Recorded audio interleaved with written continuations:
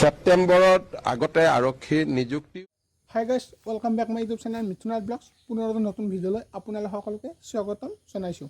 বন্ধুসকল, আপোনালোকে হয়তো ইতিমধ্যে গম পাইছে যে আমাৰ মাননীয় মুখ্যমন্ত্ৰী হিমন্ত বিশ্ব শৰ্মা ছাৰে কি কৈছে বা ইণ্টাৰভিউ সম্পৰ্কে কেতিয়া ৰিজাল্ট আহিব নাহিব হয়তো আপোনালোকে ইতিমধ্যে গম পাইছেই।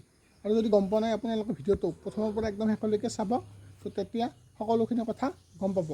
যোনসকল কেণ্ডিডেটে ফাইনেল মেৰিট লিষ্টৰ কাৰণে ৱেট কৰি আছে আৰু যোনসকলে আকৌ কেতিয়া নতুনকৈ ভেকেঞ্চি ওলাব, আপোনালোকৰ কাৰণে এই ভিডিঅ'টো বহুত বেছিয়ে ইম্পৰ্টেণ্ট। গতিকে আপোনালোকে ভিডিঅ'টো একদম শেষলৈকে চাব।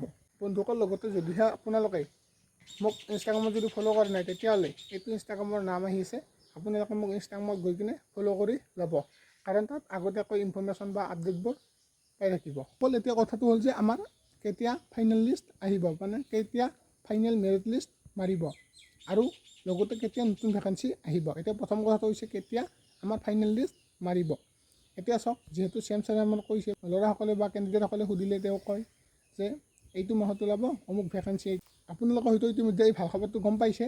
যদি পোৱা নাই, মই এইটো লগাই দিছোঁ, আপোনালোকে চাই ল'ব। গতিকে আপোনালোকে ভিডিঅ'টো যিমান পাৰে সকলোকে শ্বেয়াৰ কৰি দিয়ক, যাতে এই আপডেটটো বা এই ভাল খবৰটো সকলোৱে গম পায়। এতিয়া আপোনালোকে এইখিনি কথা গম পালেই। এতিয়া আহিছোঁ আমাৰ নতুনকৈ ভেকেঞ্চি কেতিয়া ওলাব।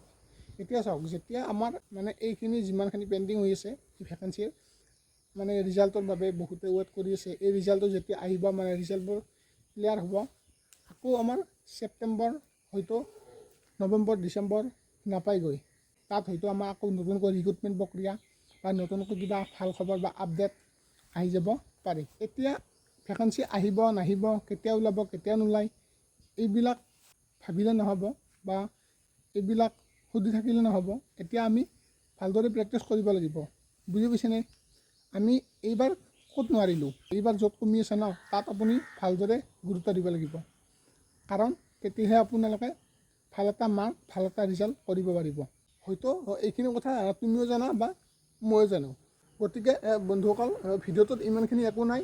যিটো আপডেট আহিলে, তো সেইটো আপডেটটো আপোনালোকক জনালোঁ, মানে কেতিয়া ৰিজাল্ট আহিব বা কেতিয়া নতুন ভেকেঞ্চি আহিব হয়তো আপোনালোকে ইতিমধ্যে গম পালেই।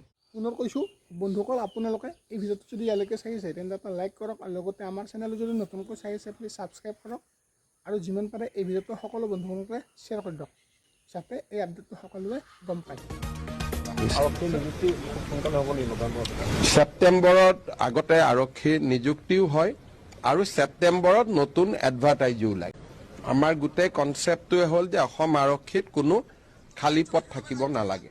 ছেপ্টেম্বৰত আগতে আৰক্ষীৰ নিযুক্তিও হয় আৰু ছেপ্টেম্বৰত নতুন এডভাৰটাইজো ওলায়। আমাৰ গোটেই কনচেপ্টটোৱে হ'ল যে অসম আৰক্ষীত কোনো খালী পদ থাকিব নালাগে। গোটেই কথাবোৰে আলোচনা কৰা হৈছে।